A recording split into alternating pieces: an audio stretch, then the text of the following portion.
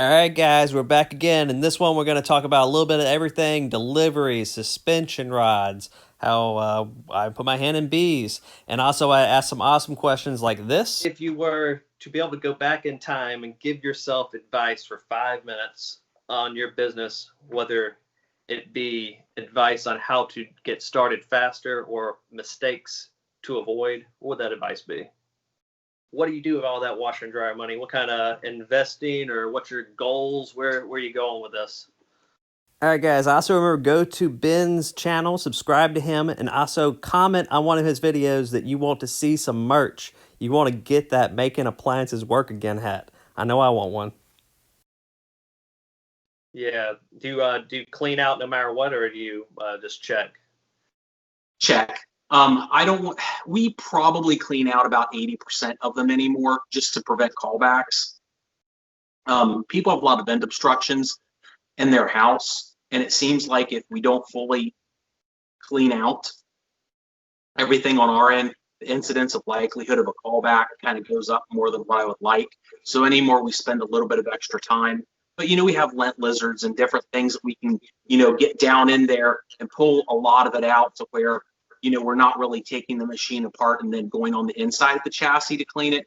We're hitting down in the blower housing from the top, or taking the plate up off the back, because we have to replace a sensor or heating element, so we can get all that done when the machine's being serviced. And if it doesn't need service, then like I said, we're just hitting the blower housing and doing the easy thing, so we're not having to rip it apart and in the unlikely event of missing the door switch, we can put back in or something, just to save ourselves on that.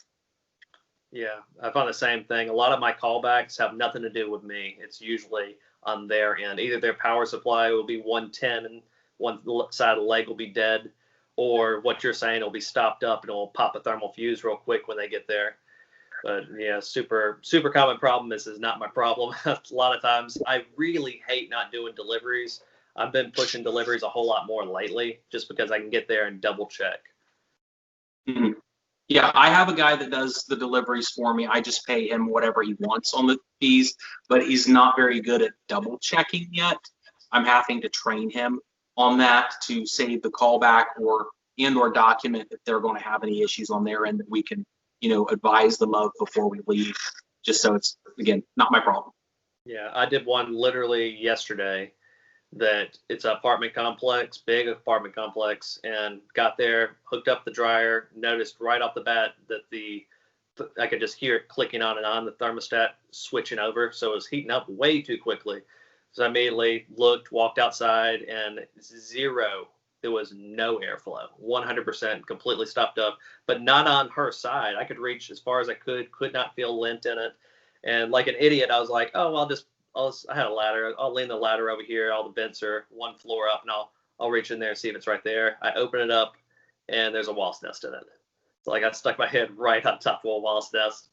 It's one of those. Yeah, it serves me right for trying to go above beyond, but and I don't do anything usually past that. I'll just have the apartment complex. I'll tell them up front what the problem is. I do not. I've learned my lesson on customers. I will unplug the machine, undo the vent, and tell them to call me back, and I'll check that they got it fixed, because it's such a fire hazard and just such a also just trouble for me. They'll stick it right back on there after I leave, turn it on, and just do one more load, and not understand like that there's no airflow. You can't do one more load. You can't do any more loads. So it's best to leave it all unhooked and come back. At least in my area. I know you probably deliver a lot further than I do. We'll deliver as long as they're willing to pay for it, but then I have a cutoff on the warranty too, because I don't want to deliver 30 miles away and then there's a problem, and I don't want to have to spend all that time going to fix it. We tell them straight out that if it's past 10 miles from our shop, that they have to bring it back to us. And depending on the situation, they're either paying for that return, or we're taking care of it. And usually they understand what's going on, and generally they pick it up if they're super far away. That way it forces them to bring it back to us. Yeah, we're very similar. Mine's 20 miles away. They have to bring back, and I won't deliver past 20 miles. But same thing, if there's an issue, bring it back to me and we'll try it out in my shop. And I'm not going to drive 20 miles there and 20 miles back and just shoot myself in the foot for the day. Just, yeah. it's one of those things. Lesson hard to learn too. I used to drive all over the place. And then most of the time you get out there, it's just what we were talking about before. It's not actually our fault. It will be the customer's house's fault. It'll be power will be wrong or it'll be stopped up. Mm-hmm. Yeah. But let's see. Let me go down the list. We'll do questions. All right. If you were to be able to go back in time and give yourself advice for 5 minutes on your business, whether it be advice on how to get started faster or mistakes to avoid, what would that advice be? Probably not trust people when they tell me that they're doing a trade-in or scrapping and say, oh, it's in good working condition. Because I found that my concept of a good working appliance is not their concept.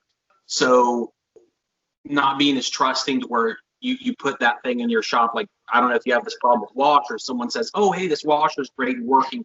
And you go put it in to start testing, and all of a sudden it starts leaking on your floor and everything gets wet.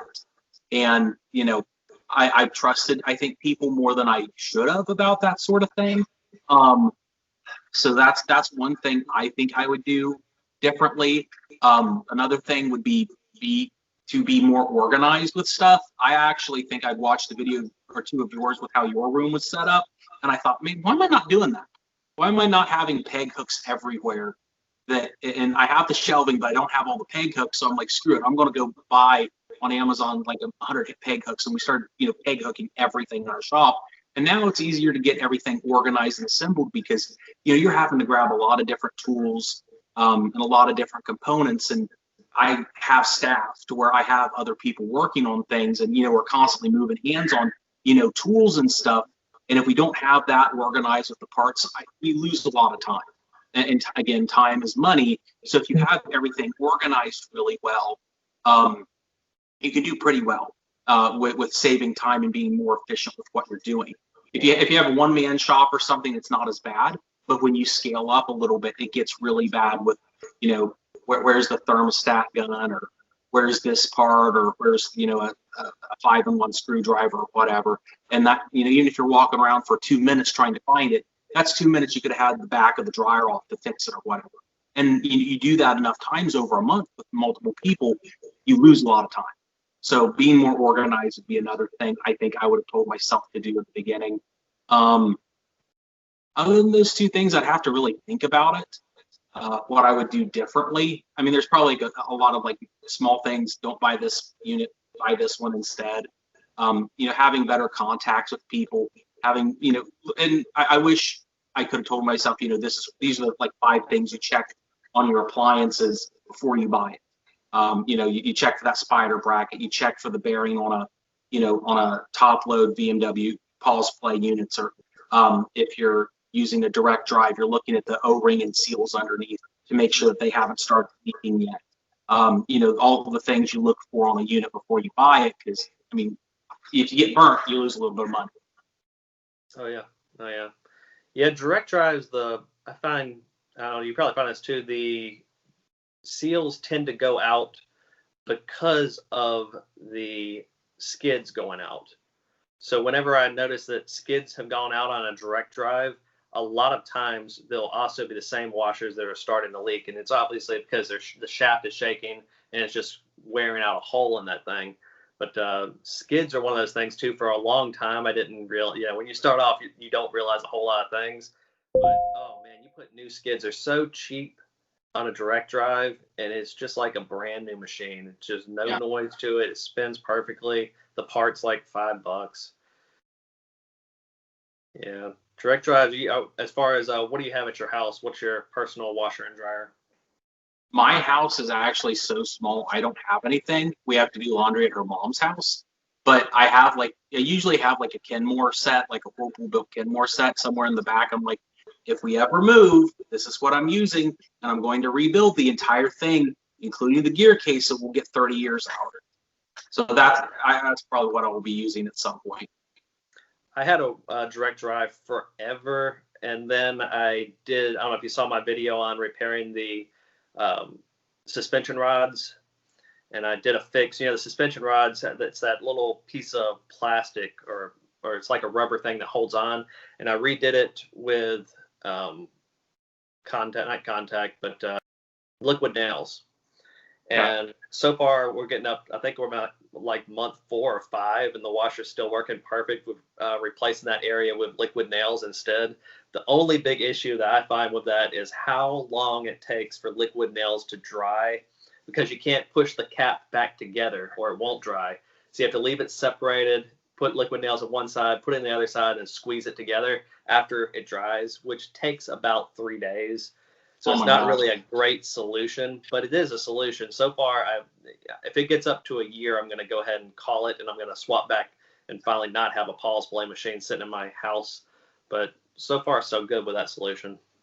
Yeah, but that's one of the weirdest ones. The Paul's Play machines, why they went with that suspension system, I really don't understand. It's like they timed how long suspension rods could last, and it's always like right past what Lowe's warranty is, and they're just not designed to last.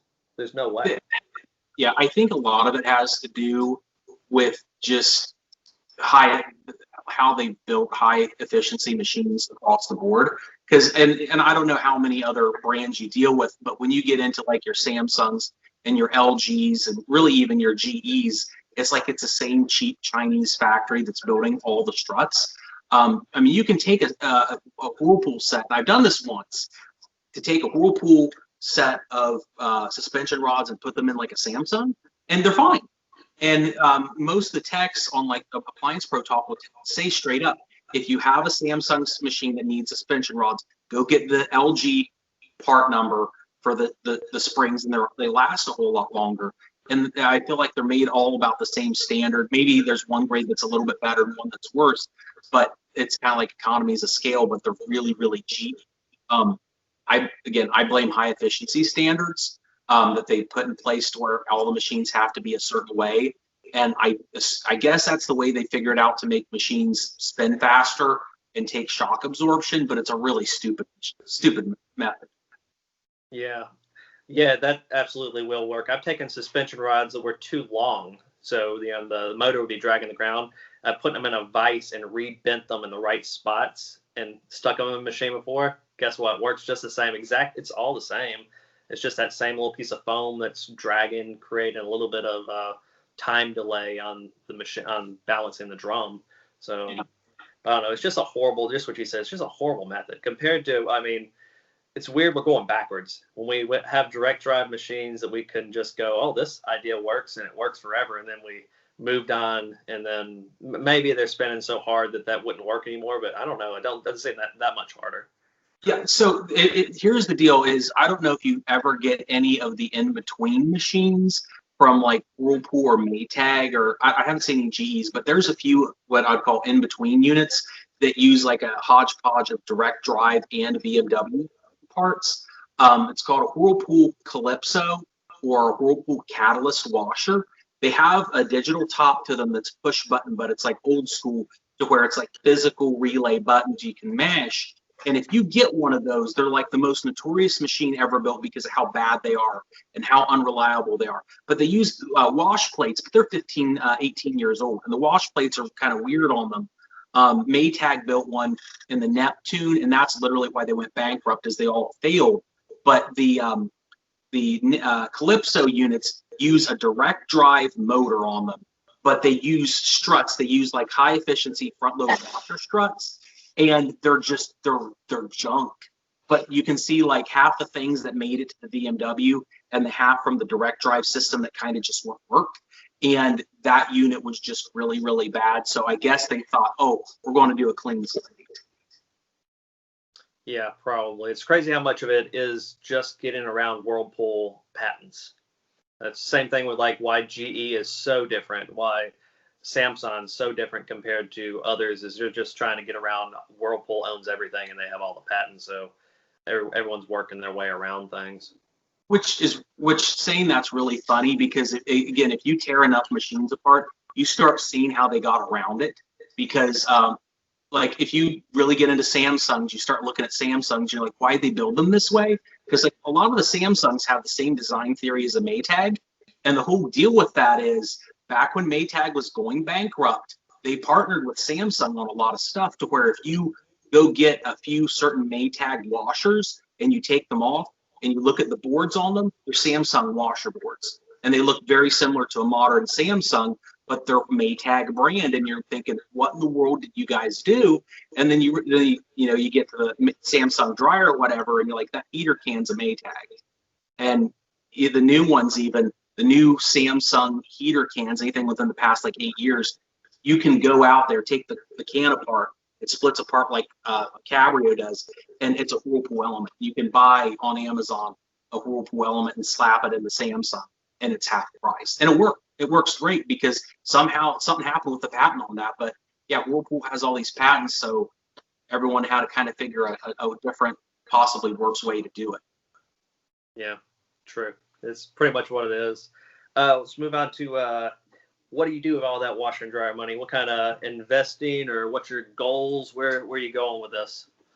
Other than, mainly it's feeding my family. I do well with my washers and dryers, but the other business stuff I'm involved in costs more than it should. So I have to use my washer dryer money to pay for the other business ventures that aren't going quite as well. But I do some investing, Webull, M1 Finance, stuff like that, a little bit of cryptocurrencies. So I do a little bit of investing with it. And I spend a lot to like add product to my floor. Like, let's see if I can get this in the shop real quick.